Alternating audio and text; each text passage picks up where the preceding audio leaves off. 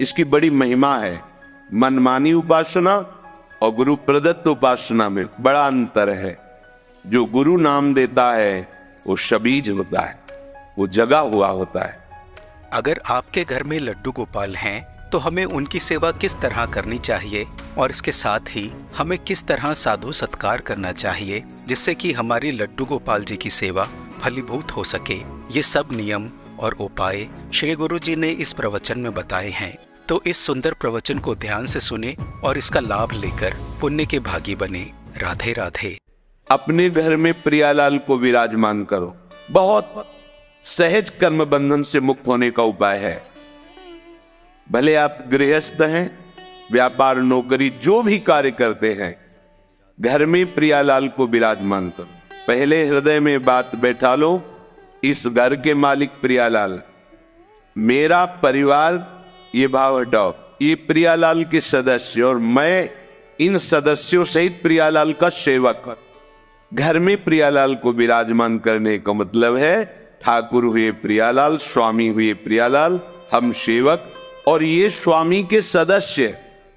सीधा हमारा स्वामी सेवक का संबंध और परिवार के सदस्य प्रियालाल के जन है। इस भाव से उनकी सेवा के निमित्त से जो भी कर्म किए जा रहे हैं वो तो सेवा है ही, पर घर में भी सेवा पद्धति का विस्तार करें।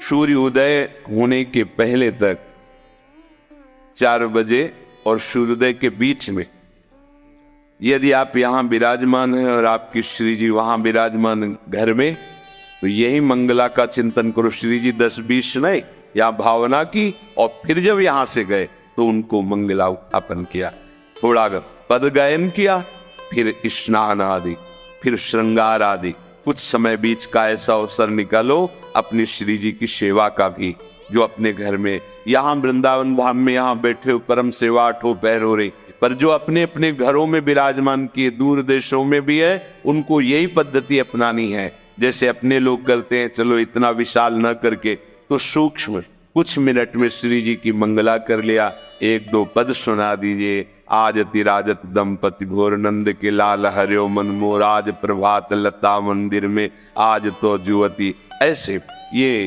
प्रातः कालीन सूरत प्रेम के रस भरे पद हैं, इनको सुनाई। फिर श्री जी को स्नान कराई, जिससे नाम सेवा है, स्नान कराई और सुंदर सुंदर चंदन घर्षण करके श्री जी की पत्रावली कीजिए।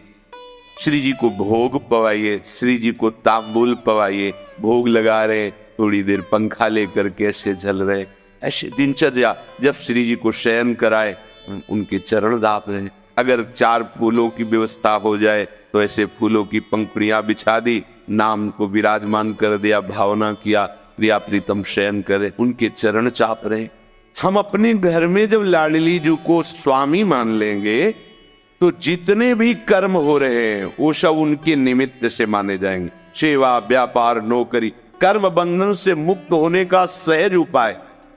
अपने घर में जो ठाकुर विराजमान है उनको मालिक मानिए।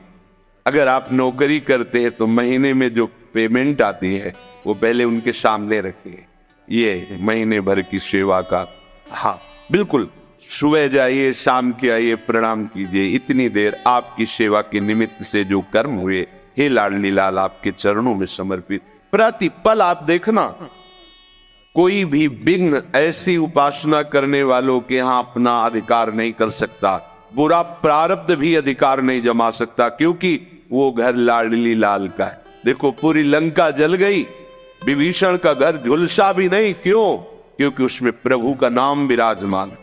दीवालों में नाम अंकित किए हुए, उनमें प्रभु का भक्त रहता है। जहाँ नाम कीर्तन होता है, नाम कीर्तन का बड़ा प्रभाव है। सबको अपने घर में नाम कीर्तन करना चाहिए, बहुत मंगल होगा, बहुत मंगल। 10 मिनट ही सही, परिवार के 4 सदस्य बैठकर यदि नाम कीर्तन करोगे तो परिणाम देख लेना। हमारे जो वो कर्म हमें नष्ट करने के लिए तैयार बैठे हैं, उनको नाम कीर्तन रूपी महान कर्म नष्ट कर देगा। इसमें बहुत सूक्ष्मता से देखा जाता है। जैसे गृहस्थ में अतिथि सत्कार, साधु सत्कार की बड़ी महिमा है, करना ही चाहिए। यदि आप गृहस्थ हैं, आपके घर के दरवाजे पर कोई भिक्षुक आता है तो आप उसकी अवहेलना नहीं कर सकते। ए चल, ऐसा नहीं। अगर ऐसा किया तो उसके जितने दुष्कृत है वो सब वही छूट जाएंगे। शास्त्रीय सिद्धांत है मृदु वचन बोले, राधे श्याम, कहिए क्या आज्ञा है। अब वो जो मांग रहा है, अगर आपके पास सामर्थ्य तो दे दीजिए, नहीं दैन्य होकर उत्तर दीजिए, राधे श्याम हमारी सामर्थ्य नहीं है, आप पधारिए, आगे कहीं मांग लीजिए। ऐसा आप वहां गलत भावना करके ए भिखारी है चल भाग यहां से, बिल्कुल ऐसा नहीं, बिल्कुल ऐसा नहीं। गृहस्थ धर्म में सबसे बड़ी सावधानी अतिथि सत्कार है। कोई भी, भले कोई पाखंडी आया है, आप दरवाजा मत खोलिए, पर बाहर से राधे श्याम, वो कुछ भी बोल रहा है, हाँ हम तुम्हें 2 रोटी दे सकते हैं, अगर आप नहीं तो हमारे पास आगे धन की व्यवस्था या और जो आप मांग कर रहे हैं हम नहीं दे पाएंगे, आप जल पी लीजिए, आप रोटी ले लीजिए। वो भी घर में जब कोई पुरुष सदस्य हो तो गेट खोलिए, नहीं तो ऐसी व्यवस्था रखिए कि गेट के अंदर से ही दे दीजिए। सावधानी, समय का जैसा स्वरूप होता है वैसी ही मर्यादा कर रखनी चाहिए। दूसरी बात, जैसे कोई संत आया है, आप जिसका परिचय भी जानते हैं, आप आदर पूर्वक उससे बैठाला, मृदु शब्दों का प्रयोग किया और 4 लोगों को बताते कि हमारे घर में संत आते हैं तो हम ऐसा ऐसा ऐसा करते हैं, उससे आपके अभिमान को सुख मिलता है। अब ये कर्म कल्याणकारक नहीं रहा, ये बंधनकारक बन गया। ध्यान दीजिए, जो हम 4 लोगों से कहकर बड़ाई पाने की इच्छा से अपने कर्मों को प्रकाशित करते हैं, तो बड़ा सात्विक कर्म किया हुआ भी वो बंधनकारक बन जाता है और प्राय अहंकारी पचने नहीं देता।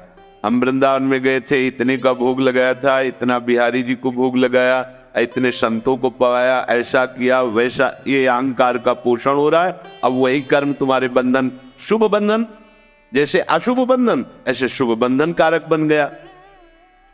तो इसमें जो सम्मान की, स्वार्थ की, अहंकार की भावना से कर्म किया जाता है वो यज्ञार्थ कर्म नहीं होता, चाहे जितना बड़ा कर्म हो। आपके पास जो भी सामग्री हुई भगवत प्रदत्त है, भगवान कह रहे यदि तुमने उस सामग्री में हिस्सा नहीं लगाया तो यो भुंगते स्तेन एव शाह, वो चोर है, उसे मैं दंड देता हूं। ये मत समझो कि तुम्हें जो सामग्री मिली केवल आपकी ही है। जब रसोई में अन्न बनता, 1 रोटी पहले गौग्रास बनती थी, अब कुत्ता ग्रास बनता होगा, गौग्रास तो बनता नहीं। कैसे, गौ है नहीं तो ग्रास कहां पाओगे, कहां गौ है। कैसा कलयुग का, जहां गाय मूत्र त्याग करती थी वो तीर्थों के समान पवित्र स्थान हो जाता था। गौ में धर्म वास करता है। पहला ग्रास जो थाली प्रभु को गई, इसके बाद पहली रोटी गौ के लिए निकाली। 1 रोटी लेकर के हमने देखा है, छत में जाकर तोड़ करके डाल दिया कौवा चिड़िया आदि के लिए।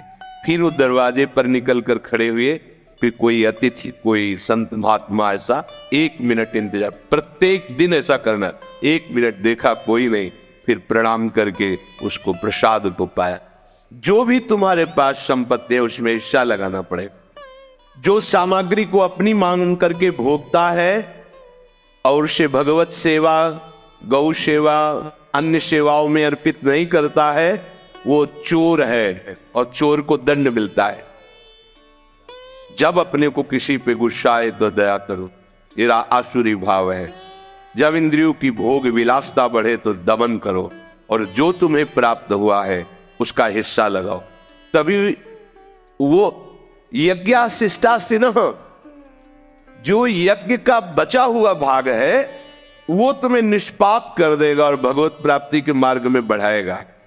अगर जैसे आप कुटिया बनाए हुए हैं और कोई संत आता है ऐसे समय में, जिस समय भोजन नहीं है, और आपसे याचना करता मैं भूखा हूं, कर्तव्य है तत्काल आप उसके भोजन की व्यवस्था कीजिए। आपने कुटिया निर्माण किया है, यदि आप फुटपाथ पे रहते मांग के खाते, उस समय भी यदि आप रोटी सामने रख के पाने वाले ही हैं और कोई कह दे कि मैं भूखा हूं, तो आपको दे देना चाहिए, यह आज्ञा है।